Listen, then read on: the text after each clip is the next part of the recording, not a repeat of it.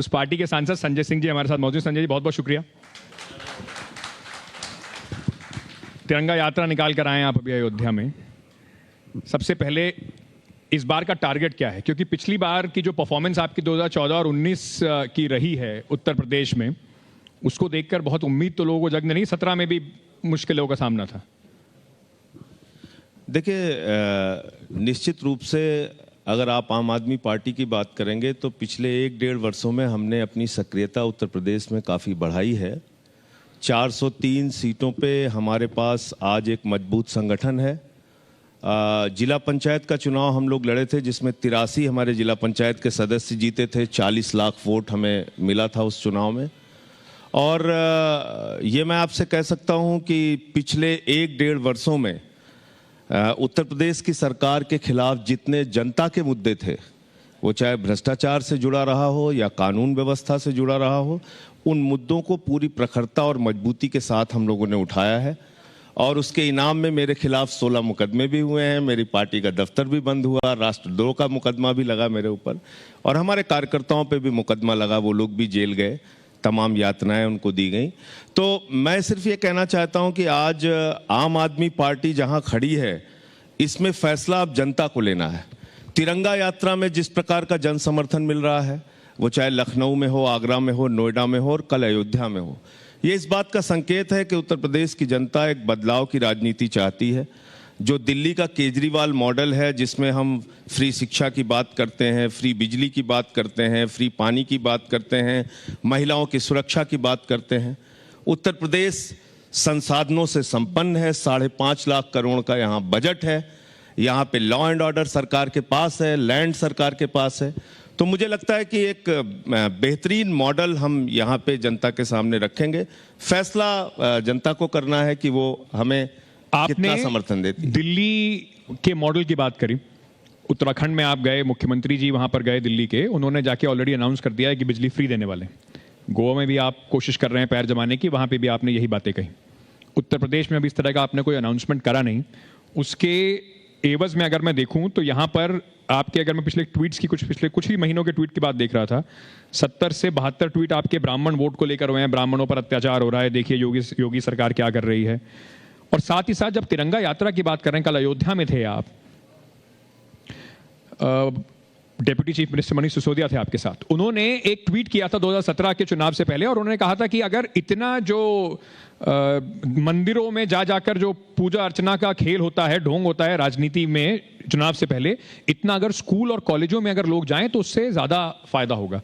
भूल गए आप लोग वो सब, तभी आपको जाके अयोध्या में मंदिर में माथा टेकने की जरूरत पड़ी। बिल्कुल नहीं। अभी तो आप मेरी बात को तो खुद सेकंड कर रहे हैं भाई। 3 राज्यों में हमने 300 यूनिट बिजली फ्री और अपने मुद्दों की बात की, वहां पे हमारा अभियान चल रहा है। उत्तर प्रदेश में भी आगे हम उस अभियान को चलाएंगे और उसके संबंध में अनाउंसमेंट नहीं। अभी तक आपने कोई बात नहीं करी, लेकिन ब्राह्मण की बात आप करते नजर आए, आप मंदिर जाते नजर आए। उसका जो बाकी पॉलिटिकल पार्टीज कर रही है, उन्हीं के पीछे वही जवाब दे रहा हूं, एकदम जवाब दे रहा हूं। देखिए, अगर किसी भी राज्य में, उत्तर प्रदेश में अगर जाति के नाम पर भेद हो रहा है, वो सवाल आपको उठाना पड़ेगा। खुशी दुबे, अमर दुबे की पत्नी 3 दिन पहले की विवाहिता, उसको जेल में रख के गैंगस्टर लगा दिया गया। विकास दुबे के घर में काम करने वाली नौकरानी को उसके बच्चे के साथ जेल में रख के 1 साल से सड़ाया जा रहा है। अमर दुबे की मां को जेल में रख के सड़ाया जा रहा है। हीरू दुबे की मां को जेल में रख के आप 4 ब्राह्मण परिवार की महिलाओं को अगर गैंगस्टर लगा के 1 साल से जबरदस्ती जेल में रख के उनका उत्पीड़न कर रहे हैं, तो यह सवाल उठाना पड़ेगा। 1 सेकंड मैं पूरी कर लूं।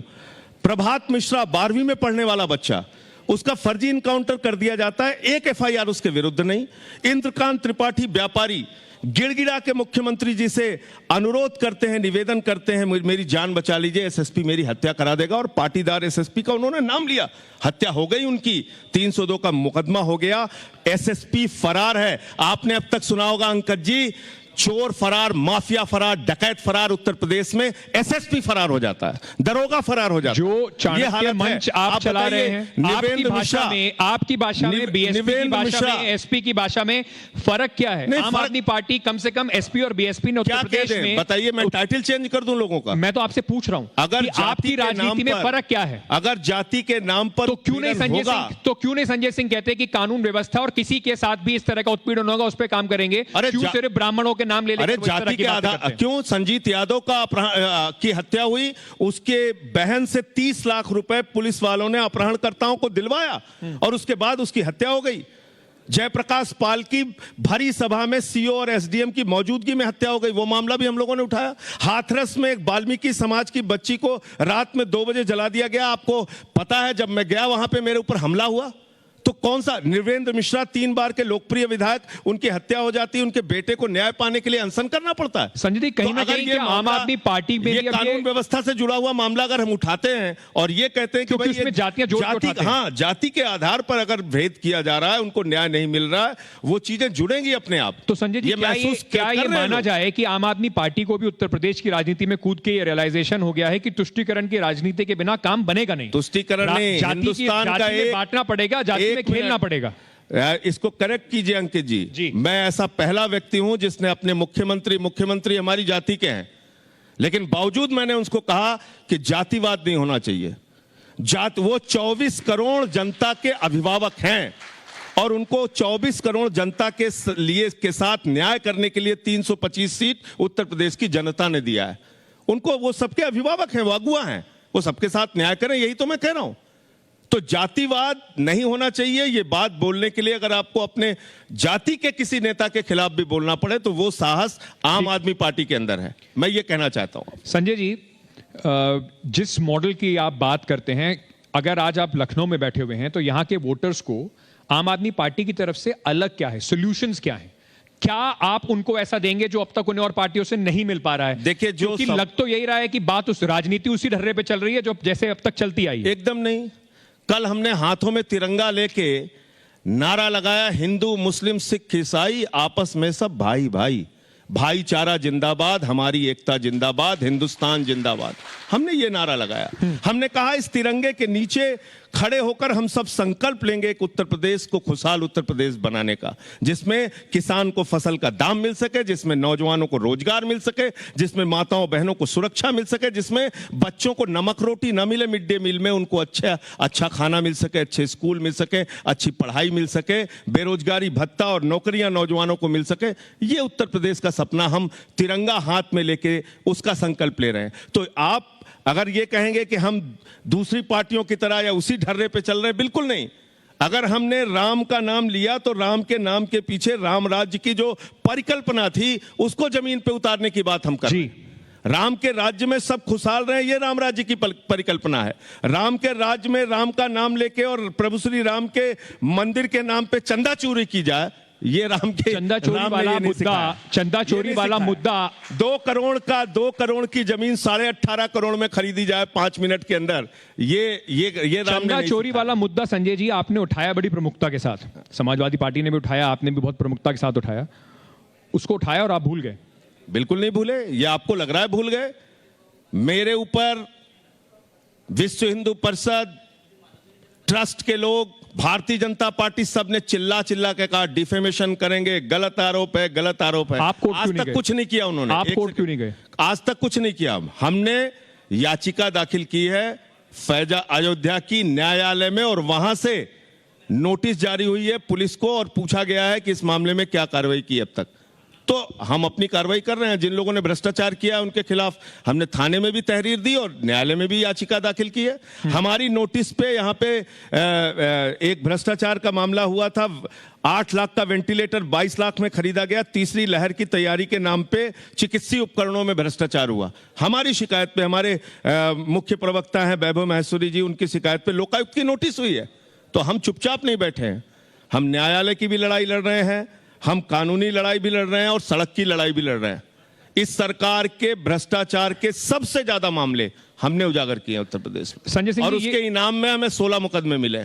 संजय सिंह, ये बताइए कि बीजेपी कहती है जिनसे दिल्ली नहीं संभल पाया सेकेंड वेव में, इतनी सारी ऑक्सीजन की कमी थी, इतनी सारी मौतें दिल्ली में हुई, आप खुद भी रात रात भर लोगों को एम्बुलेंस ऑक्सीजन पहुंचाने का काम कर रहे थे, सरकार से तो संभल नहीं पाया, छोटा सा दिल्ली, उत्तर प्रदेश संभालेंगे? आप जब ऐसी बातें करते हैं मन को बहुत दुख होता है। आप भूल गए गंगा नदी में वो हजारों सड़ी हुई लाशें?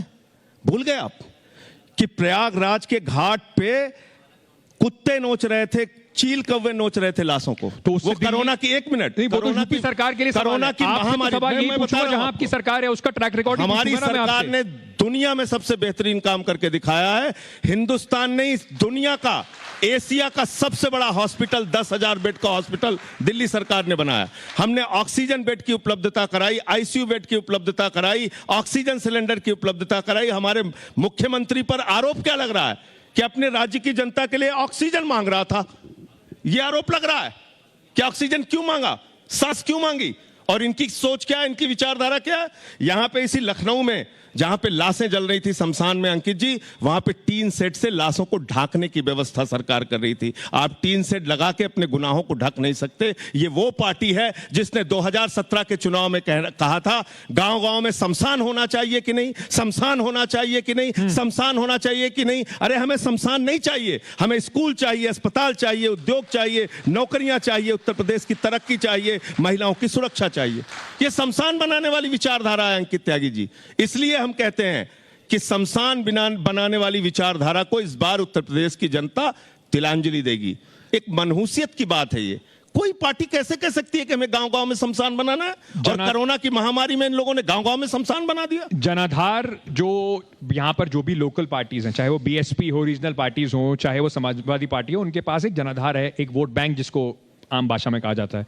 आम आदमी पार्टी के पास कौन सी जादू की छड़ी है जिससे आम आदमी पार्टी को ऐसी उम्मीद भी है कि यहां पर कुछ कमाल करके दिखाएंगे? मैं सिर्फ इसलिए समझना चाहता हूं कि जब आप इस राजनीति में कूदे हैं तो उसका गुणागणित तो करा ही होगा, सभी करके आते हैं, दिल्ली में भी आप यही गुणागणित करते हैं जब भी चुनाव में जाते हैं। तो ये वोट बैंक जातियों वाला हमारे पास दिल्ली में भी नहीं था। मैं तो पूछ रहा हूं आपसे, कौन है? मैं बता रहा हूं आपको, ये वोट बैंक हमारे पास जातियों वाला पंजाब में भी नहीं था, ये वोट बैंक हमारे पास जातियों वाला उत्तर प्रदेश में भी नहीं। मैं स्वीकार करता हूं, आपने बिल्कुल ठीक कहा। लेकिन ये हजारों लोग जो हाथ में तिरंगा लेके हमारी यात्रा में आ रहे हैं, ये कौन लोग हैं? ये कौन लोग हैं जिन्होंने जिला पंचायत में हमें 83 सीटें दिलाई और 40 लाख वोट दिए?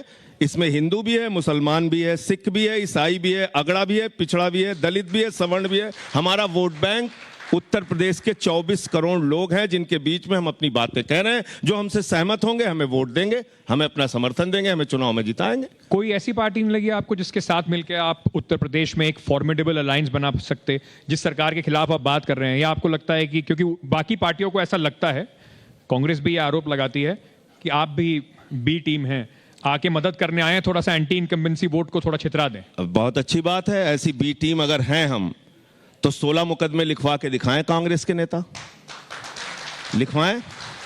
अगर मैं बी टीम हूं तो राष्ट्रद्रोह लिखवा के दिखवाएं कांग्रेस के नेता। अगर मैं बी टीम हूं तो जल जीवन मिशन का हजारों करोड़ का घोटाला हमने खोला। अगर मैं बी टीम हूं तो उत्तर प्रदेश के अंदर 8 लाख का वेंटिलेटर 22 लाख में खरीदा गया, 800 का ऑक्सीमीटर 5000 में खरीदा गया, 1600 का थर्मोमीटर 13000 में खरीदा गया। ये घोटाला किसने खोला? तो अपने राम मंदिर में चंदा चोरी का मामला किसने खोला? हमने खोला। तो इसलिए ये कहना अपने आप में ही, ये हमारे जो सरकार के खिलाफ जो खुलासे हैं, ये अपने आप में साबित करता है कौन ए टीम है, कौन बी टीम है। हम बीजेपी से लड़ने वाली, सुन लीजिए अंकित जी, हम बीजेपी से लड़ने वाली ए टीम हैं। पंजाब में हम लड़े, बीजेपी और अकाली दल तीसरे नंबर पे। राजस्थान में हम लड़े, बीजेपी हारी। मध्य प्रदेश में हम लड़े, बीजेपी हारी। छत्तीसगढ़ में हम लड़े, बीजेपी हारी। कर्नाटक में हम लड़े, बीजेपी हारी। गोवा में हम लड़े, राज्यों में गोवा में हम लड़े, गोवा में हम लड़े। सुन तो लीजिए संजय जी, गोवा में शून्य सीट आई। मैं ये समझ सकता हूं, सुन लीजिए, मैं ये समझ सकता हूं कि आपको इस बार जो थोड़ी जिला पंचायत में और पंचायत चुनाव में गोवा में हम लड़े, उससे कॉन्फिडेंस आया होगा, पर कम से कम कांग्रेस बेचारी कहीं कहीं जीतती है, उसका श्रेय आप ले जाएंगे तो कांग्रेस का 6% वोट गोवा में मिले, वहां बीजेपी हारी, लेकिन जोड़ तोड़ से उन्होंने सरकार बना ली। ये कांग्रेस की कमी थी, ये हमारी कमी नहीं थी। हमने तो 6% मत लिया। और जहां तक दिल्ली की बात है, 3 बार भारतीय जनता पार्टी को किसने हराया? ठीक है, किसने हराया? और उत्तर प्रदेश में हम लड़ रहे हैं, तो ये आप मान के चलिए सुनिश्चित है भारतीय जनता पार्टी यहां पे चुनाव हारेगी। अच्छा, हारेगी चुनाव। अखिलेश यादव से आप गए थे मिलने, फोटो भी आपकी आई थी। हाँ, उसका पर्पज बताया था मैंने। तो मतलब कुछ उस परिप्रेक्ष्य से आगे राजनीतिक परिप्रेक्ष्य भी है क्या? जन्मदिन की शुभकामनाएं देने गया था अखिलेश यादव जी से जब मिलने गया था। उत्तर प्रदेश में पंचायत के चुनाव उस वक्त चल रहे थे और सरकार की तानाशाही चल रही थी, प्रतिनिधियों को अपराहित किया जा रहा था, तमाम उनके साथ मुकदमेबाजी हो रही थी, बुलडोजर चलाए जा रहे थे, उन सारे मुद्दों पे केक खाते खाते कुछ राजनीति की बात नहीं हुई? अब जो भी बातें हुई हैं वो अगर कुछ आगे बढ़ती तो आपको बताते। तो क्या ये मान के चला जाए आम आदमी पार्टी अकेले ही चुनाव लड़ेगी, किसी के साथ कोई गठबंधन नहीं? 403 सीटों पे आम आदमी पार्टी अकेले चुनाव लड़ेंगे? अकेले चुनाव लड़ेगी। तो ये बताइए संजय जी, बहुत सारी छोटी छोटी पार्टियां भी हैं, अपने आप को आप उन छोटी पार्टियों में मानते हैं या अपने आप को आप मानते हैं, जैसे आपने अपने आप को कहा ए टीम है, तो बीजेपी के खिलाफ प्राइम कंटेंडर कौन है? कांग्रेस, समाजवादी पार्टी, बीएसपी या आम आदमी पार्टी? ईमानदारी से जवाब दीजिएगा, आप बिल्कुल सही, आदमी, आप जानते हैं इन सब चीजों को। बिल्कुल सही जवाब दूंगा आपको। देखिए, लोकतंत्र में जनता मालिक होती है। जनता जिसको चाहती है अर्श पे पहुंचा देती है, जनता जिसको चाहती है फर्श पे पहुंचा देती है। हम दिल्ली का चुनाव लड़े अंकित जी, 2013 में हमें लोग कहते थे 2% वोट नहीं आएगा, हमने पहले चुनाव में सरकार बनाई। उत्तर प्रदेश की जनता के ऊपर यह फैसला छोड़ दीजिए, क्या वो फैसला लेते हैं। ये बात जो कही जाती है बीजेपी के खिलाफ इतनी पार्टियां लड़ रही हैं, अरे भाई, आप बीजेपी के मतदाताओं को इतना मूर्ख क्यों समझते हैं?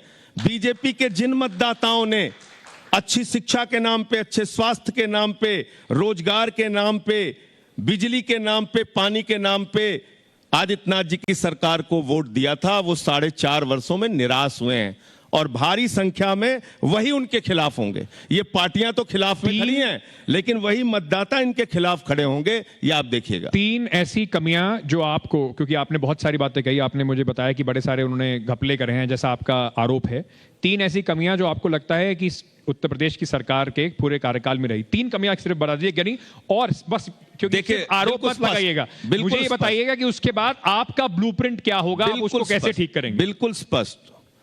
उत्तर प्रदेश में सबसे बड़ा मामला था कानून व्यवस्था, और आदित्यनाथ जी ने, भाजपा ने कहा था गुंडा राज खत्म करेंगे। 6 साल, 8 साल, 10 साल की बच्चियों के साथ बलात्कार की घटनाएं हो रही हैं। हाथरस कांड उसका उदाहरण है, लखीमपुर कांड उसका उदाहरण है, बलरामपुर कांड उसका उदाहरण है, ऐसे अनेक घटनाएं। एसएसपी यहां का 302 का मुलजिम है उत्तर प्रदेश में। तो ऐसी तमाम घटनाएं।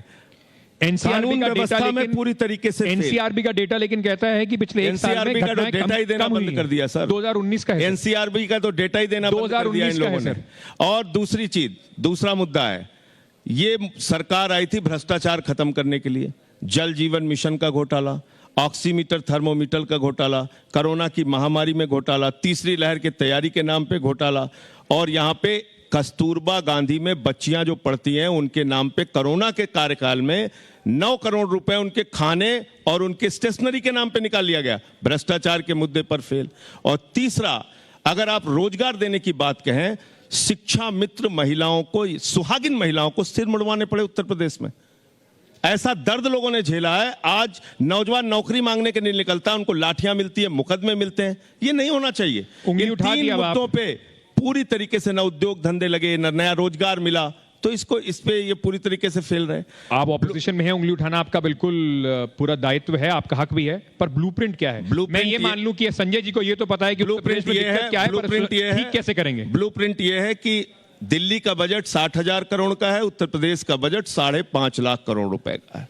जो काम हमने दिल्ली में करके दिखाया वो सारे काम उत्तर प्रदेश में कर सकते हैं। जैसे 300 यूनिट बिजली फ्री उत्तर प्रदेश में हम लोगों को दे सकते हैं। ठीक। जैसे यहां पर किसानों को फसल का दाम दे सकते हैं, जिन किसानों को 9 महीने से सड़क पे बिठा के ये सरकार आतंकवादी, मवाली, गुंडा, पता नहीं क्या क्या कहती है, खालिस्तानी, उन शब्दों में मैं नहीं जाना चाहता। उत्तर प्रदेश में नौजवानों को रोजगार के 1000 तरीके हैं, संसाधन है, वो रोजगार हम दे सकते हैं। उत्तर प्रदेश में कानून व्यवस्था ठीक करने के नाम पे, हमारे पास कानून व्यवस्था नहीं है दिल्ली में, लेकिन दुनिया का नंबर 1 का शहर दिल्ली है, जहां पे सीसीटीवी कवरेज देके महिलाओं की सुरक्षा का इंतजाम दिल्ली की सरकार ने किया।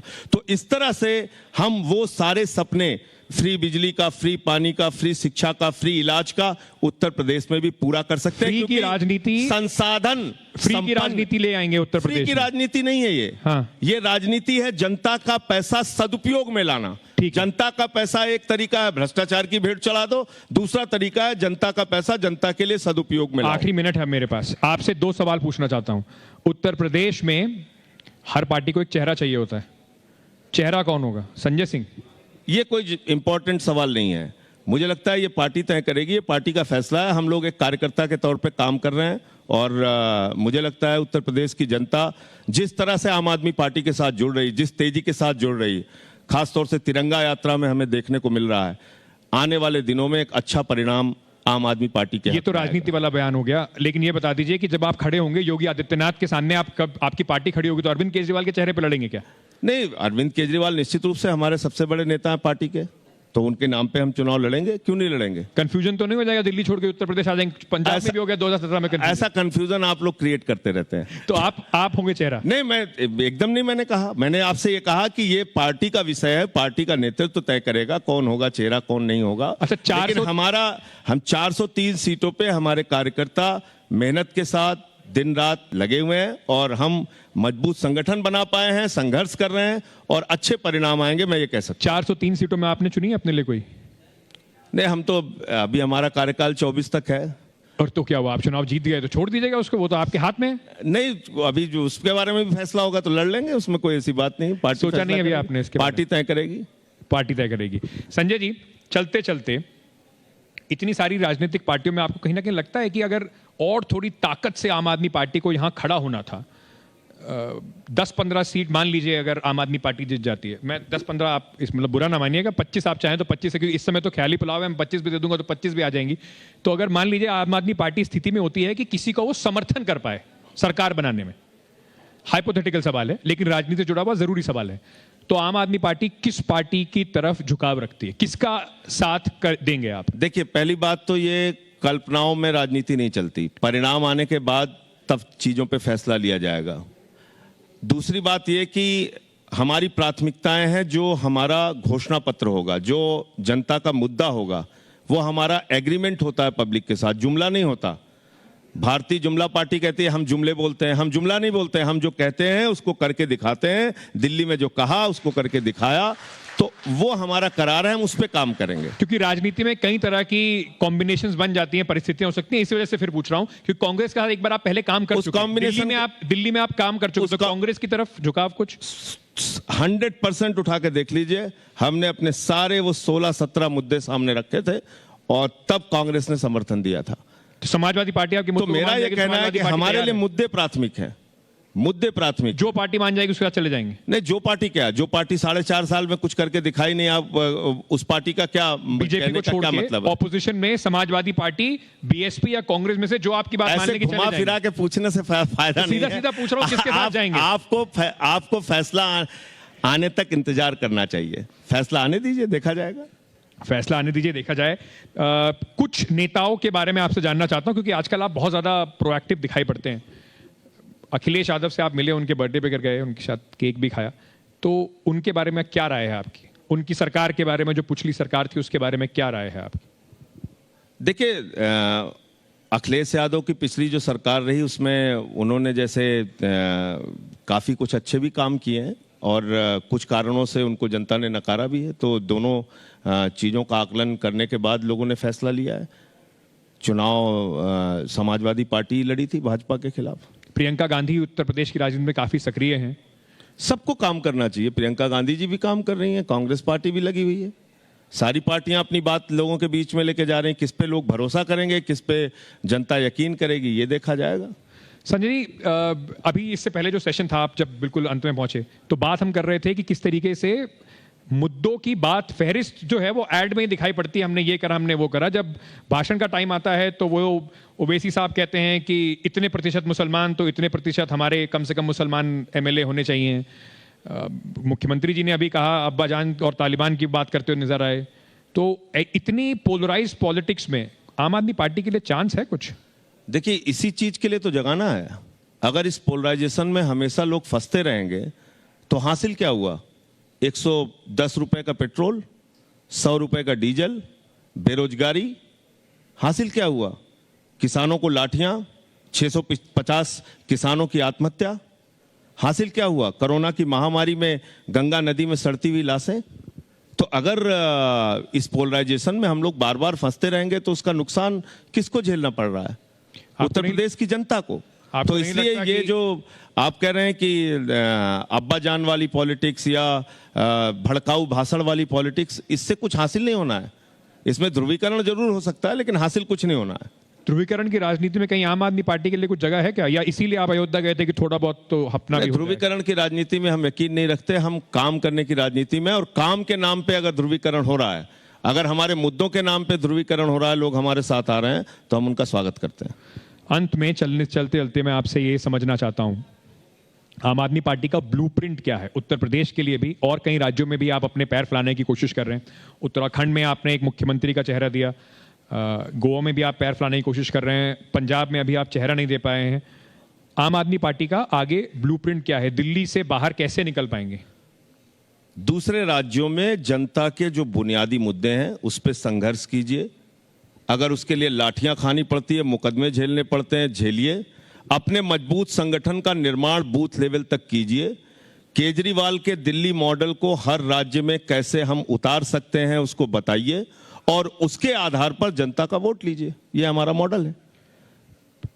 उत्तराखंड में एक सीएम फेस है, पंजाब में लोग पूछ रहे हैं सीएम फेस कौन है। उत्तर प्रदेश में फिर से आपसे पूछ रहा हूं, मुख्यमंत्री का चेहरा कौन होगा? ये सवाल हमारी पार्टी का नेतृत्व तय करेगा। इसका जवाब मेरे पास नहीं है। नेतृत्व के पार्ट हैं? नहीं, पार्ट होना एक अलग बात है। पार्टी पूरी सामूहिकता से चलती है। उसमें भी तो आप ये नहीं करेंगे कि ब्राह्मण को बना देना चाहिए, क्योंकि आप बहुत सारे ट्वीट करते हैं आजकल ब्राह्मणों के लिए। पार्टी तय करेगी तो ब्राह्मण को बना दिया जाएगा, इसमें क्या दिक्कत है? तो मतलब कुछ राजनीति, मुझे कोई उसमें परेशानी नहीं। जो जिसको भी पार्टी तय करेगी वो चेहरा हो जाएगा। तो कुछ राजनीति आपकी भी वो कहीं ना कहीं जाति विशेष पे आ जाएगी। जाति विशेष, मैं कह तो रहा हूं, आधार ये नहीं होगा कि कौन किस जाति का कौन व्यक्ति है। जो आधार तय करके पार्टी तय करेगी कि एक योग्य व्यक्ति को चेहरा बनाना चाहेगी तो बनाएगी, नहीं भी बनाना चाहेगी तब भी हम लोग लड़ेंगे। चलिए, बहुत बहुत शुक्रिया संजय सिंह जी हमसे जुड़ने के लिए और बेबाकी से अपनी बात रखने के लिए। संजय सिंह जी थे हमारे साथ आम आदमी पार्टी से। नमस्कार, और आपके दर्शकों को नमस्कार। जवाब दे रहे थे जो भी सवाल इनसे पूछे गए। बहुत बहुत धन्यवाद संजय जी, और आम आदमी पार्टी के लिए आपको शुभकामनाएं उत्तर प्रदेश की राजनीति में जो आप उतर रहे हैं।